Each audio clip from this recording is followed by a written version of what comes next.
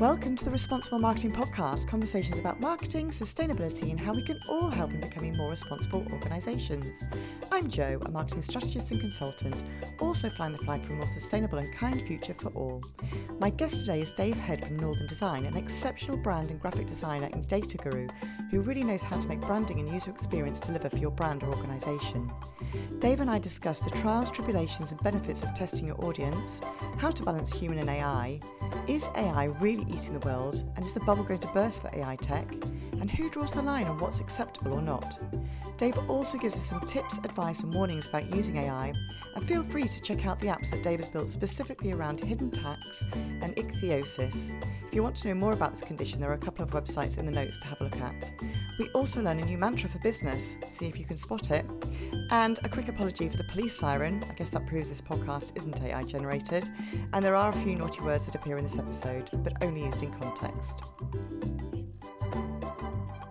Hi and welcome to the podcast. I'm absolutely delighted to have Dave Head with me from Northern Digital today. Hi Dave. Hi. How are you doing?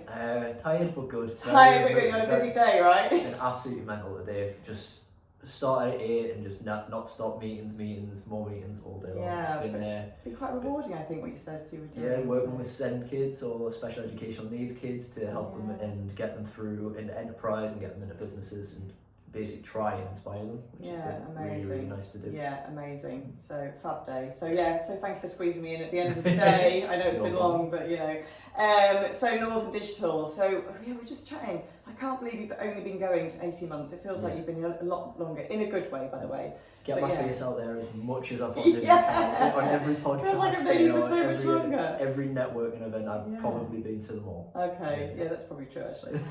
You are the king of networking, sometimes. Not anymore. In pockets, Not anymore. Thank God. So, would you like to just let kind of like my watchers and listeners know about kind of how you got into Northern Digital, why you set it up, a bit about your background, that kind of stuff? That'd be great. So I started when I was about 15-year-old. I was a bit too drunk for a 15-year-old to be.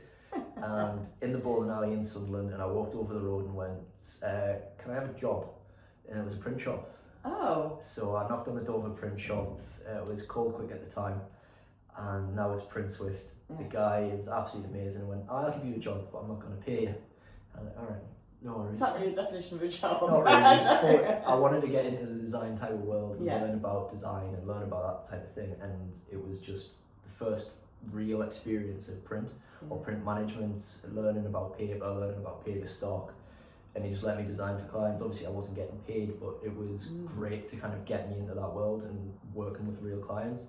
And since then I've just worked in the design world or the marketing world in different ways, different forms, whether it's been video, whether it's been photography, AI, or working in hospitality. It's all marketing. I've just been thrown in the deep end every single place. Did you have some qualifications to start with, like graphic design qualifications or anything Not like at that? first, no. So nothing at all? I just like computers and I liked art. That was it. Yeah. And I just thought I'm going to try and get into it. Yeah. Just. That's been alright, isn't it? It's been alright. It got us a few different jobs here and there, so it's been alright. Yeah. And now you're on your own business, obviously. Yeah. And how's that been for the last 18 months? Because to be fair, But the first few months where you go around, you network, you introduce yourself to every person in sight, it's so difficult to get your face around there. Okay, get known. But then when you get that one person who trusts you, they'll then tell somebody else. Then they'll tell somebody else. And that's what works. People start trusting you for you, and you build the relationships with really good people. I've got some great clients, like some amazing ones who, some will take the mick out of us, some will ring us up and just talk absolute crap, or some will just want to get, some pay me before I even done the work, and I'm thinking, bloody hell, you trust me enough. Yeah, that's amazing. I love that, and I've got the trust of my clients and the friends now. So but you've worked really hard to do that as well. So I know, and we were taking the mickey a little bit by saying the thing of networking, but you really did work super hard when you first started the business. And my worst was 8 networking events a day. Oh my! I think it was 8. Goodness. 6 till 9, 9:30 till 11, 12. Yeah, it was just pretty much. And I got home at 12 o'clock. Oh my! Well. But I got 2 clients. clients. You were. Oh, did you? Oh well. Okay. So there we go. There are the numbers that prove. Networking works. Yeah, okay. So let's do the data thing then, because you are a bit of for me, you're a bit of a conundrum on the creative side because you are a complete data geek. Yep. And it's in the nicest possible way. But you do love your data and you run the business, you know, you talk about the facts, and I love this. You say that you colour in. Yep. So that's your humble statement of what you do, because actually it's nothing to do with colouring in, it's filling the gaps in all sorts of different layers, I think. One of those being data. So, you know, not are you a massively, you know, creative mind, an amazing graphic designer and artist really, but you also love the data side. So you get the intelligence side and the data capture and all that kind of stuff, and that's super important, right? Yeah, definitely. One of my old boss used to say it was, if you can't dazzle them with diamonds, baffle them with bullshit. Oh, that's quite And it's a really good way of using the science or using research to back up your designs, and using the science behind it, or using actual research points, evidence to see, right, or even Google Analytics to see, right, this design works better than this design. And before I even started working on that company, I was working for a hotel chain, and they had these two big white borders down the side of the website, and all I wanted to do was just colour them in. I just wanted something on the side. And I pushed and pushed, and eventually we got this. We got to put the design on there, but the only caveat was we have to A/B test it. Okay. And this was my first experience with A/B testing, and my design lost. We actually lost about 5% of sales because of putting background imagery on it, and I was like, "Oh my God, no! How did that happen?" But it showed me that it's not just about good design; it's about design that works. And you can balance it out by having creativity, but you've also got to back it up with conversion rate optimization, and that was my thrown at the deep end of CRO, and it was just insane, and I got proved wrong, and it was not a nice feeling, but I would now take that any day. I'd love. I'm going to say now you're a bit of a convert.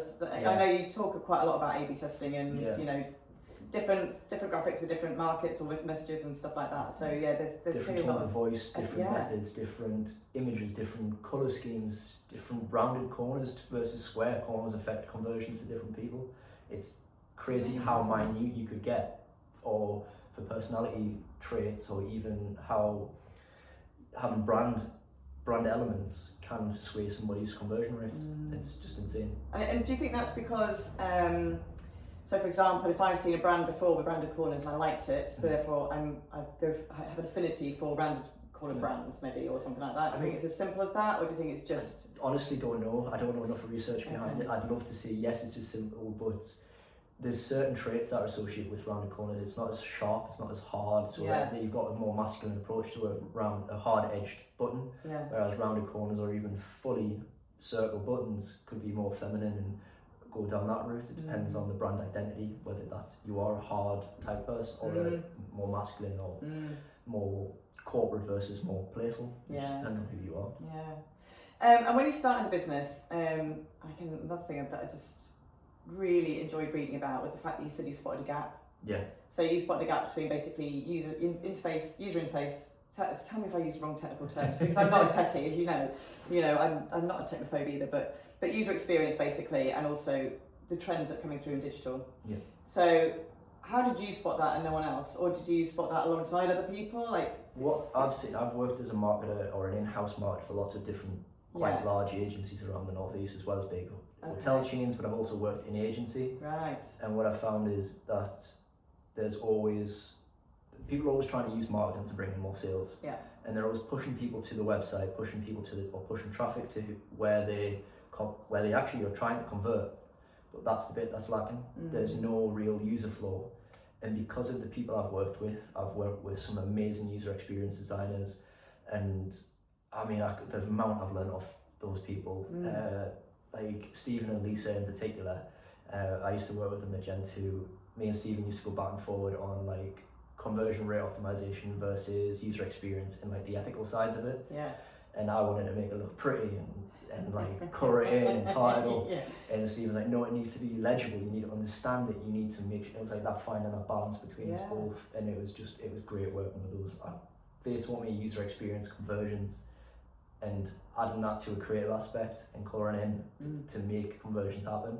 I think that's where I kind of bridged the gap a little bit, or try to at least. Yeah, completely. And I think that's where you're actually quite unique as well, because I've said to people before, I think generally digital marketers tend to be quite creative, or they tend to be really data heavy. Really heavy nerds. Yeah, absolutely. Not to, yeah. I have some friends like that, so I don't want to say the No, nerds, but yeah, I know I'm what you mean. definitely a nerd. Yeah, totally. But you definitely bridge the gap, and I think that's quite unusual, actually. In it's an interesting thing because all marketers should be interested in data, and I think to a point we all are. Yeah. But it's the levels and the depths that you go to really make stuff work. It's always finding the balance, because you can always argue with finance, and finance will always try and find the cheapest way to do things, and if you can prove it. But some things can't be proven either. Some teams are just feeling, right, and it's trying to then back that up and backwards rationalise it sometimes. It's just experience sometimes goes along with it as well. Yeah, absolutely. And you referred to modern digital tools. So should we just talk about the elephant in the room, the AI thing? Yeah, because most of us AI. Yeah. You are a guru. You're amazing at being able to create apps or automate processes, all that kind of stuff. That's again quite a talent. And clearly, you, like you said before, you're interested in computers and stuff like that when you were younger. How do you find the time to do all this? Because literally, we've just literally had a conversation off camera, and you were saying, there was a challenge brought up, and I just made a tool that did it. And I'm like, oh my goodness! So that's not just talent. That's where have you found all that time to do that as well? AI can open the doors for so many different things. It allows you to learn at a pace that you would never be able to do, and combining that with, I think, YouTube and TikTok. To be honest, I've learned more of YouTube and TikTok than any education provider's ever given me. Really? YouTube has taught me every single thing I know, except as well as working with people as well. Yeah, okay. Influence from the right technical people has taught me everything, from AI and AI automations, or from graphic design and learning Photoshop and learning the basics of how to use a tool. I wouldn't be there without YouTube or even TikTok. TikTok has taught me loads, weirdly enough. I absolutely love TikTok. Maybe I'm just searching the wrong things on TikTok. Mine's all ducks and oceans. But the algorithm's perfect, and the algorithm, I wish I could understand the algorithm behind TikTok, because I've got 3 TikTok accounts. Yeah. One for property development, one for AI automation, one for just doom scrolling. Yeah. And they are completely different for what they are, and they teach me different things. Except for the doom scrolling one, which I just spend hours and hours doing nothing. Teach you the things you should be doing. Just mind-numbing, slop. So basically you're teaching yourself via YouTube or whatever, but it's not just work stuff, that you've done some other stuff. So I was obviously having a little stalk on your LinkedIn and bits and pieces, and you did a hidden tax calculator, which is quite scary. Yeah. So that was quite interesting. That was fun. I got my tax bill, and I was annoyed. I don't know, why am I paying all of this? And I just read somewhere that it was something to do with petrol, and it was I get paid £100 and I pay so much of my tax in employee national insurance and all the taxes, and then saying, well, fuel duty takes this much, I'm only really getting paid, I'm only spending £20 worth of petrol, when the rest 80% or whatever the numbers were at the time go to the tax man. And then I thought, well, where else is the hidden taxes? There's sugar tax, there's fuel duty, there's road tax, there's national insurance, there's alcohol tax, cigarette tax.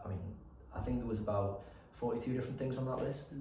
And it worked out that even if you do not pay any employer tax, or you even hit the 12.5 grand threshold, you're still paying 40% tax on everything that you pay for through purchases of other items. That's crazy, isn't it? It's just, I understand why people just say, I just don't want to pay tax anymore, because you're already paying. Yeah, I'm not sure that's why most people say that, to be fair. I don't think they realise it's there, and that's why it was quite interesting to me. I was like, because I'm aware that there's tax on stuff that you buy, like fuel, for example, but I don't really consider that, I don't factor it in. Yeah, and in a way that's one of the reasons why America's really good, because it shows you that tax on everything, but I would not want to have to calculate 20% on everything every time. Let's just part that one. That's not an idea for you. No, definitely not. Definitely not. And then you've also, on a more personal note, you did tell me if I get this wrong, the ichthyosis. Is that close? Right? It's ichthyosis. Ichthyosis, like the dinosaur. Ichthyosis, okay.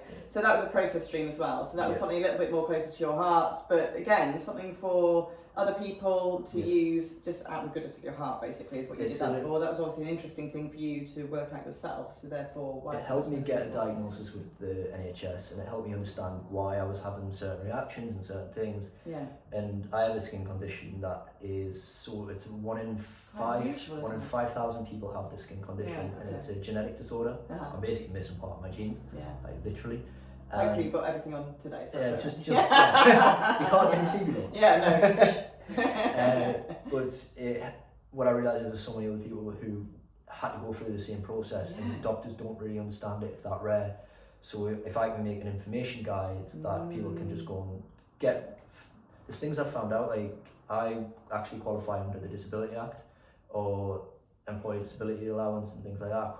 I could have approached all of these things when I was younger, and I could have got this accessibility stuff at school. Yeah. There's a huge link, or 40% of people with my skin have ADHD. Okay. Which, I mean, makes sense. Yeah. But I'm pushing for that, and now I'm pushing for an ADHD diagnosis, which is directly linked and correlated to my skin, and it's these research or so these tools that most people don't know the connections of, and it's making other people aware of that, which is, if I can help somebody else with that skin, that'd be great. And not to be rude, how old are you?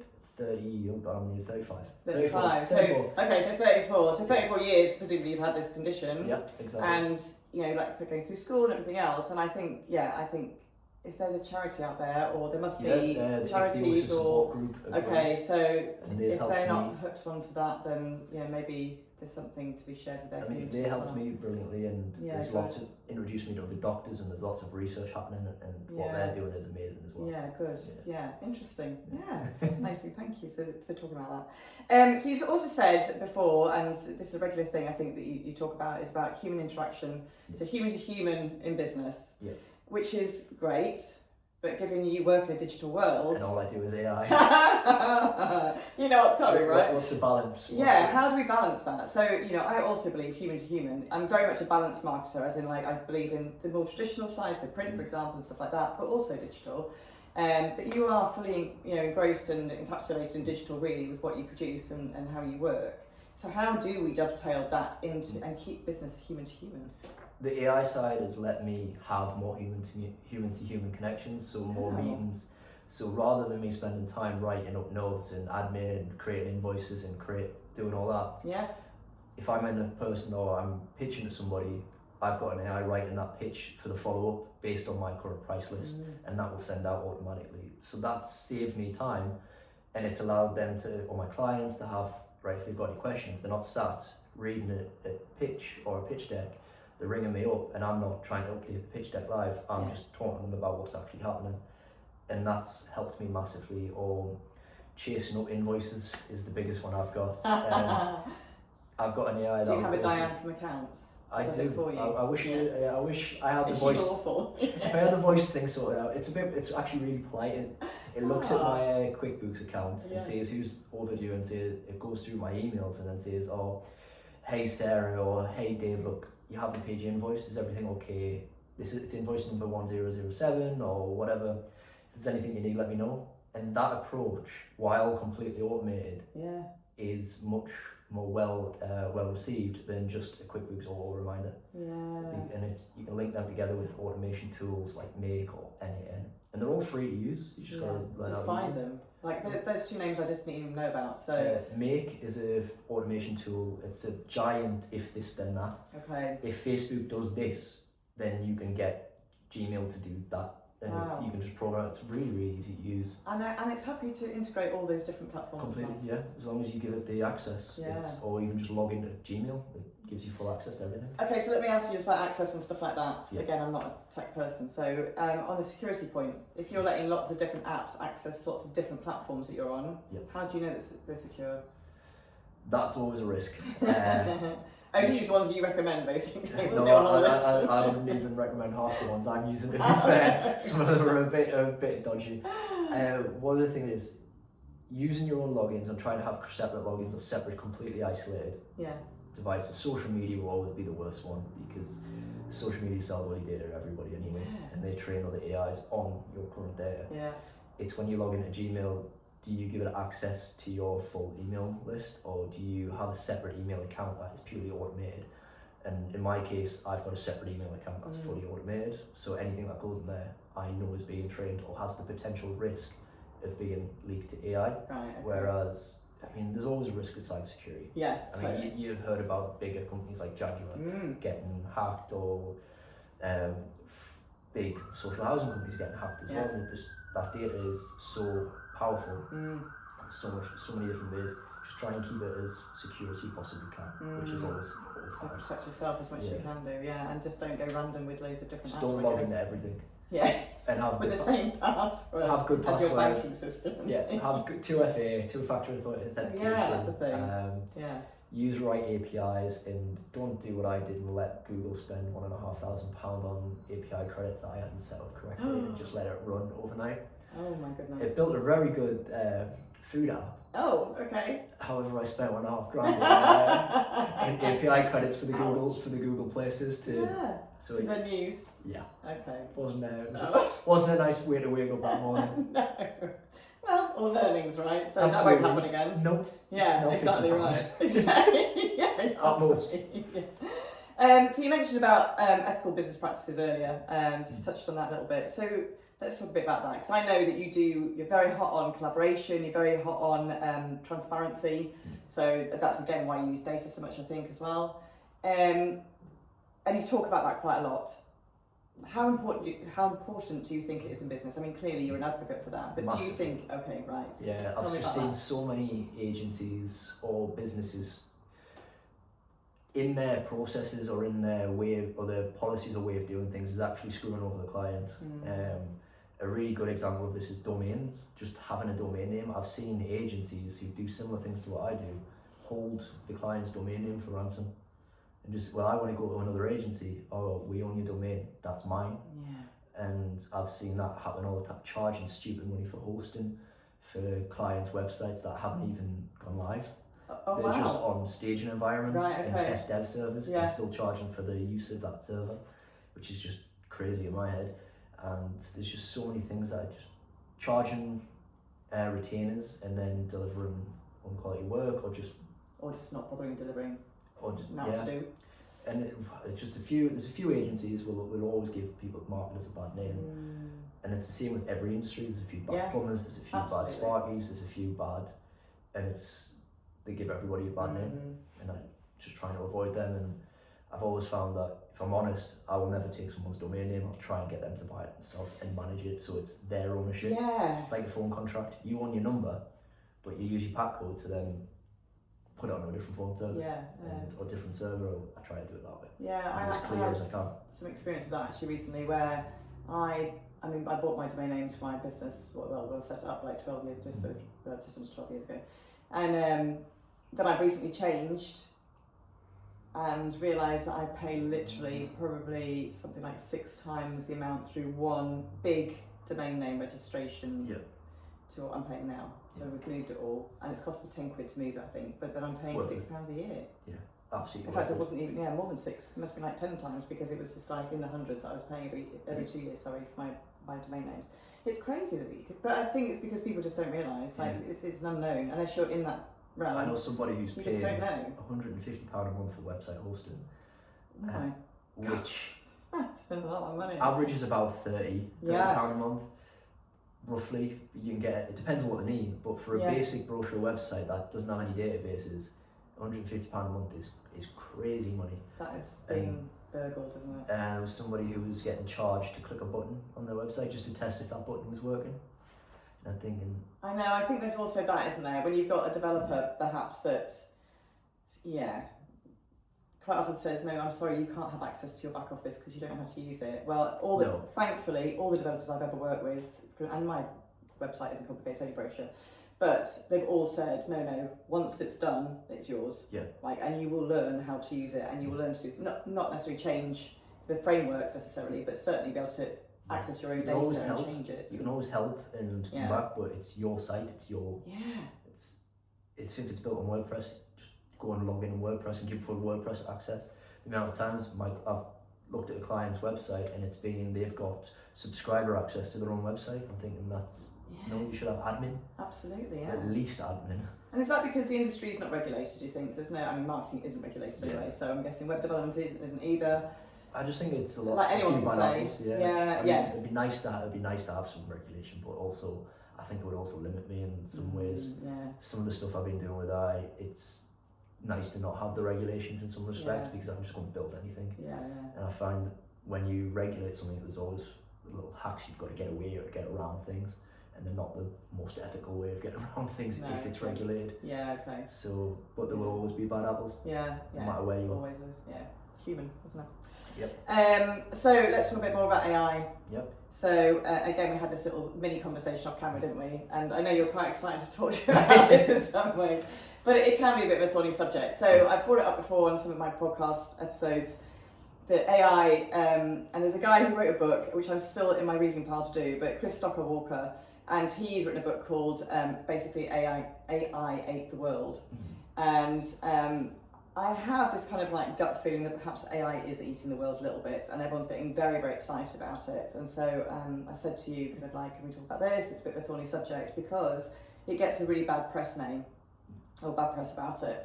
So in the fact that, you know, in my head sometimes there are masses of containers in the sea that, or in, I don't know, in a building with water being churned around them to keep them cool and everything else, and it's using up half the globe's water intake and all this kind of stuff, and emitting ridiculous amounts of emissions, and so really bad for the environment. But I don't think that's actually the case. I think there's like two extreme pictures here, where it's fine and you should do everything on AI, and it's horrific, don't ever touch it. It's like, where is the middle ground? Okay, I mean, it is in a way doing that. Essentially, AI is just a big computer. Yeah. Like a giant computer, lots of server racks, all water cooled, and server farms.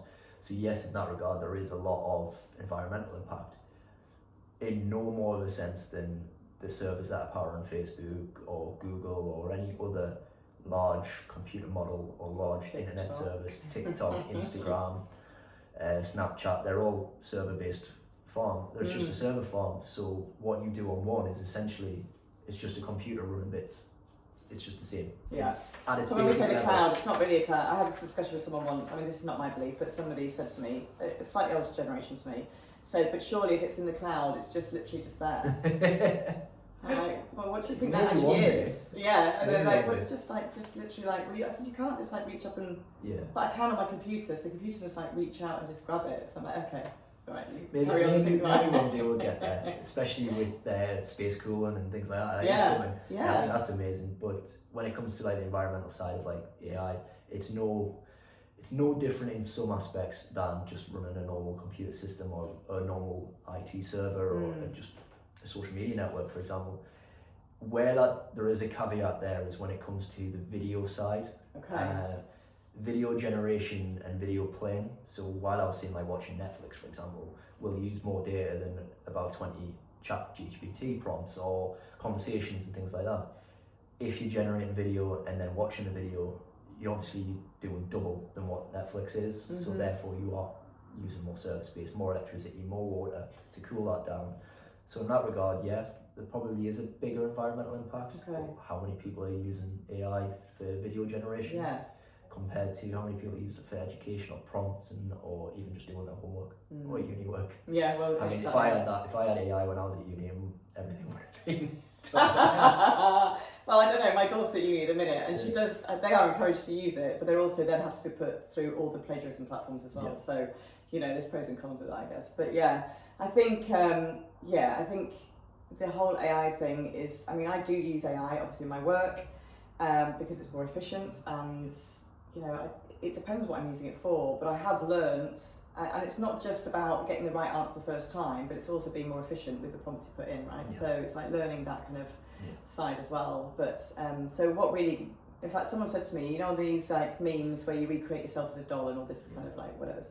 And someone said to me, oh, you haven't done this. There was one going around, I can't think what it was now, but you haven't done this one. I said, no, because it never generates quite what you want, and then you're asking it again. So I could go through 40 prompts, which for me is a waste. And then what am I using it for? Just for a little generation. Yeah, to stick on Facebook, which is like twice as bad anyway, you know. A lot of people talk about like it's taking jobs away or things like that, and it's especially for software developers or designers. Yeah. And I think the best quote I heard was, AI will never take a job away from a designer or a developer, because it would mean a client has to accurately describe what they want. It's true. Because you are the interpreter of the of requirements, aren't you? Yeah. And that's the hardest part, is trying to understand that while somebody might say, I want this great logo, you've got to ask them what type of logo is it, who's it for, what's your target market, why does that your target market, and you build out something that matches that brand. Whereas if you don't, AI will make the logo, and it might make a great one, but it'll be the whole Comic Sans debate.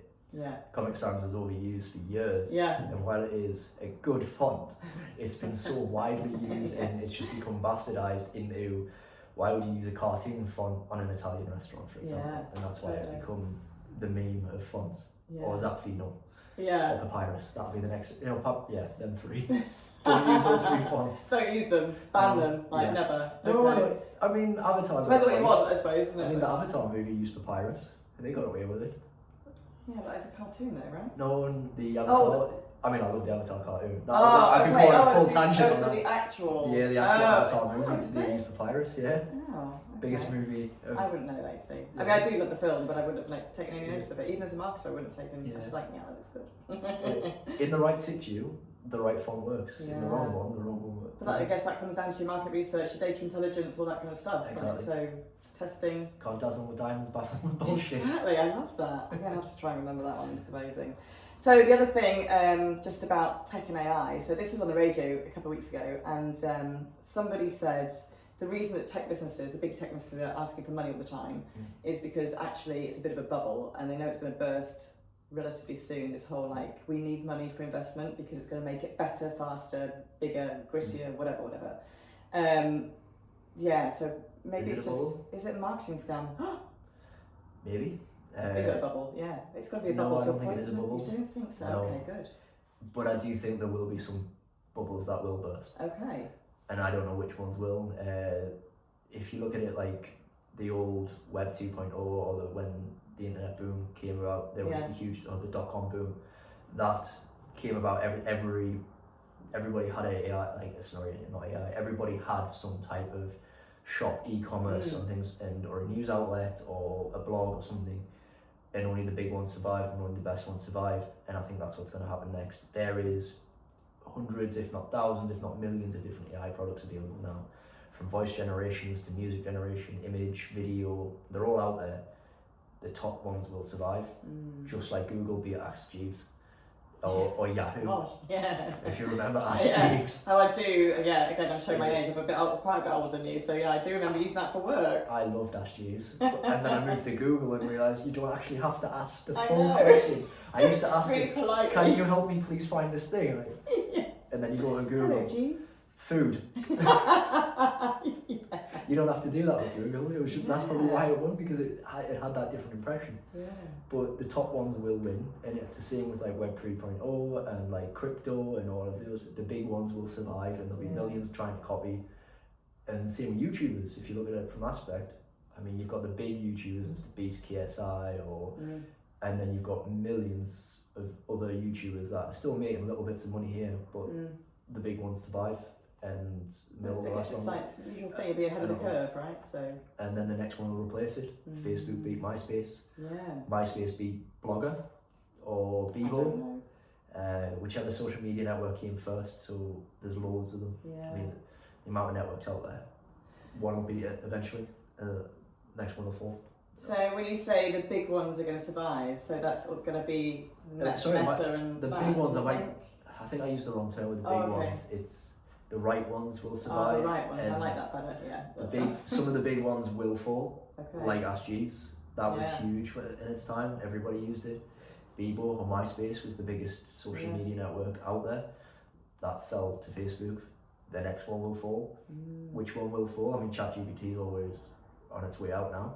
I know, it's a funny thing, isn't it? It seems to have been teetering on the brink of the abyss for ages. It was fantastic for years, and then Claude came in and had a better model, and ChatGPT started stifling what they were letting people use, and pricing came in. Now Claude's doing something similar, and whatever will be the next one come out. Gemini's fantastic in image.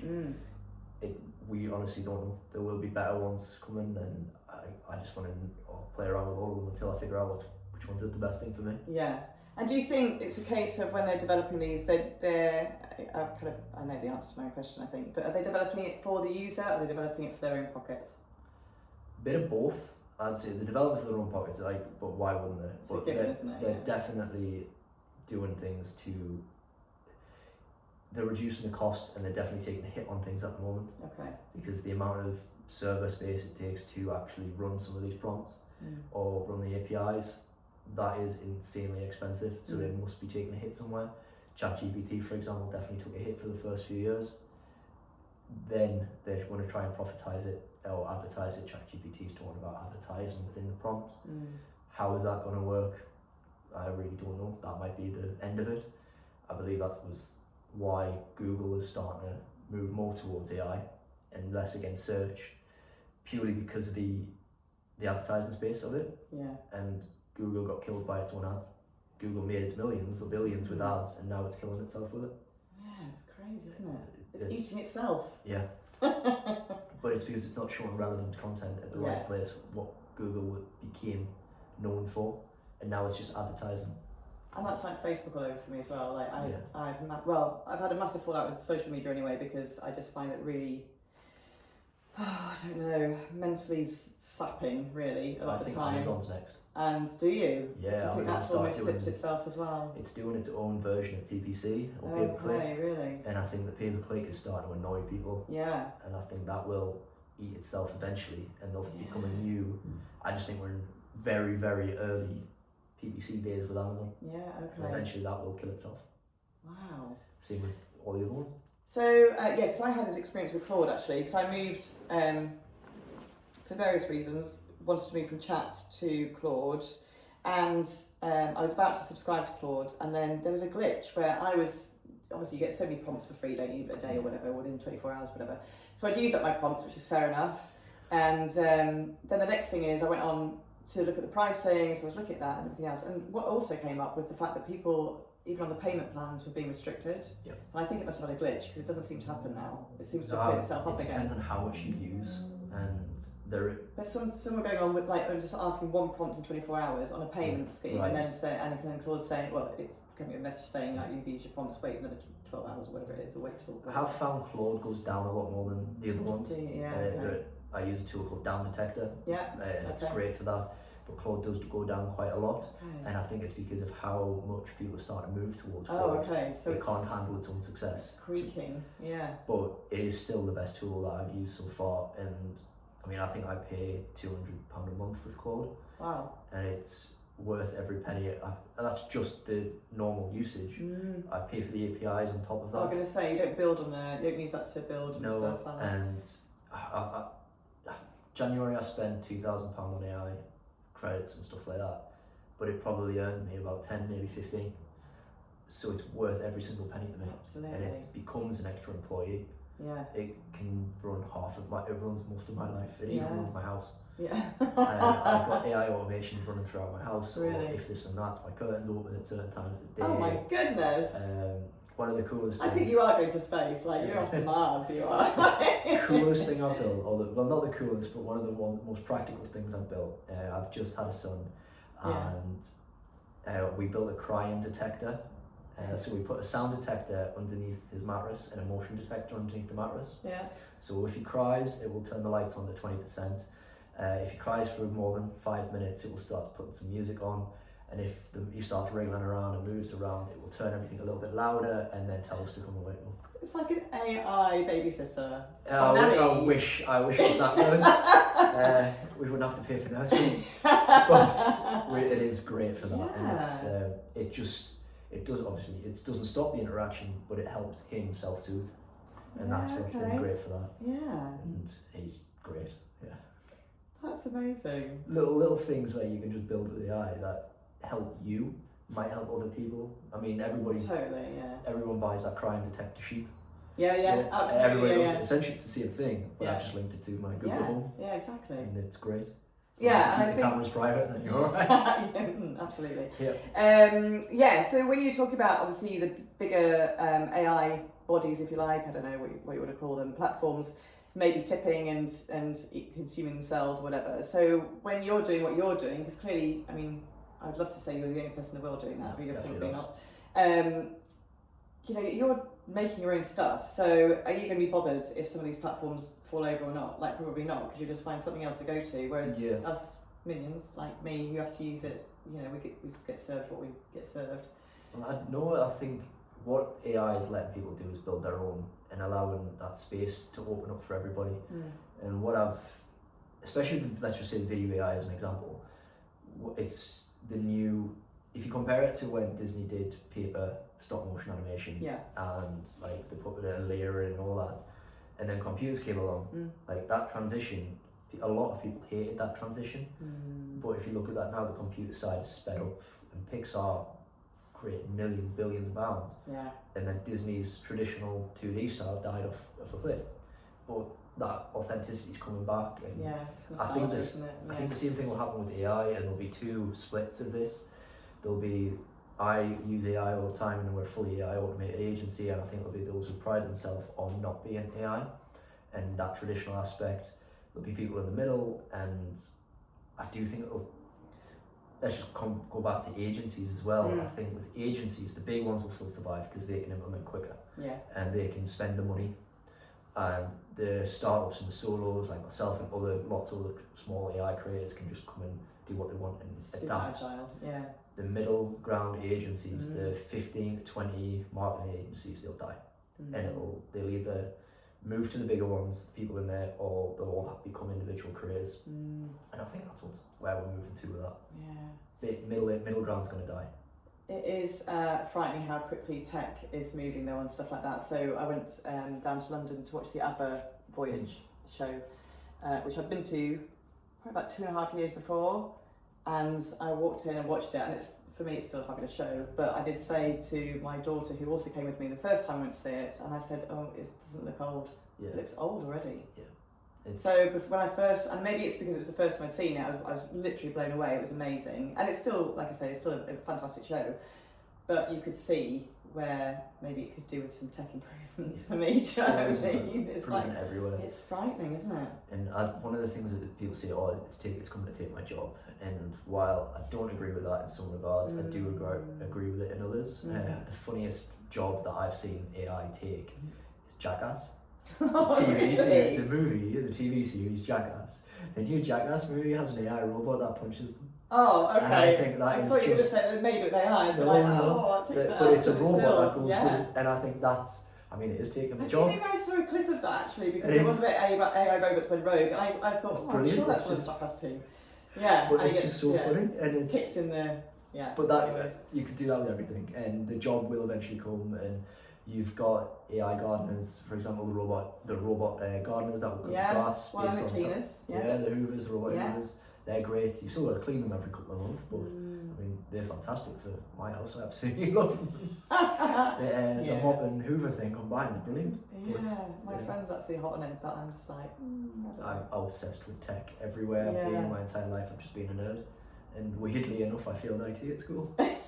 Did you? But that probably wasn't worldwide tech, was it? That was like Excel. Coding and making airplanes. No, it wasn't even coding. Excel. It was Excel. I mean, when did I went to school, did computing in 2004, 2005. Oh, bless you. And it was, how do you use Microsoft XP and Excel? And I'm like, well, this is boring. Yeah. Teach me how to build a computer, and I'll be over the moon. I have to say, it was interesting. So in my degree that I did before you were probably even at school, part of that was to do with coding. There was a bit, because it's business studies basically, and part of it was coding, and we had to build a flight path. So that was quite interesting actually. Yeah. So we had to build it, so we had something like 12 planes in the air, so some were circling, some were taking off, some were going to land, and then we did have to build that, which was quite interesting, but not enough to really make me want to code the rest of my life. I tried to learn coding, and it's hard, isn't it? It wasn't for me, and I just wanted, like I say earlier in this podcast, I just want to colour in. Yeah. I love colouring in. I started in art. I loved art at school, and that's what got me into design, and then that's what got me into app design, and then realised I'm still a nerd. I want to play with computers. How can I mix them together? And that's essentially how I became doing what I do now. So do you think like the changes in tech then has made it more accessible? Because you probably wouldn't be coding about, or you wouldn't be creating apps and stuff like that if it was. I mean, I used to work with developers, or there's some still amazing developers out there, and there's still a lot of AI slop when it comes to code. Yeah. But working with a good dev to help fix, you can prototype. I think that's the biggest thing, is you can prototype unbelievably quick now. Yeah. Or wireframe. You don't actually have to do wireframes as much. You can design some of the interface, and then you've got a full prototype ready to go based on AI. And you're back to your A/B testing then, aren't you, as well? And then you can actually test with real life products, with real people, and then you can have real data, and you can implement that data quicker and make changes quicker. The speed of development is much better now. It's crazy, isn't it? Yeah. one last thing on AI. So there was something that was put on one of the social media platforms, and I'm not going to mention who it was about. It was about quite a prolific poster on a certain channel. It was a video of that person, which you could probably guess who it is. And it was basically about a minute and a half of them making lots of mistakes in their speech, like mispronouncing stuff and everything else. I can't get out of my head whether that's AI or that's actually happened, because it could quite potentially happen. But then there's this whole misinformation thing with AI where people are using it and abusing it. Well, yes, that's true. But yes, you can use it to clip and redo it. Trying to keep it not political here. One of the things I used it, I did exactly the same thing where you clipped specific elements. But I was doing a video where I was recording some people, and like just an interview style, we were doing it for promotion style. But when you're doing interviews and you're doing talking to camera pieces, the videographer, a lot of people struggle and they say fuck quite a lot, and we just made a fuck reel. Beep. We made a beep reel. Exactly. And we got AI to clip out to auto transcribe it, timestamp it, and then clip that specific point of where that specific word was. So you could essentially, if you were going to use it for unethical purposes, find the words, put it into a sentence, and then make that person say that. And say it. Yeah, well, it happens. But people do that without AI. Yeah. AI has just made unethical things more accessible to other people.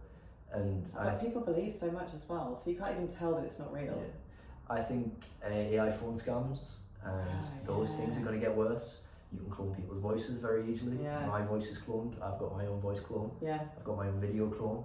Yeah. I use my video clone to do my pitches. Yeah. Okay. Which is great. Does it sound like you? Some people have actually said, "Oh, how did you make that so quick?"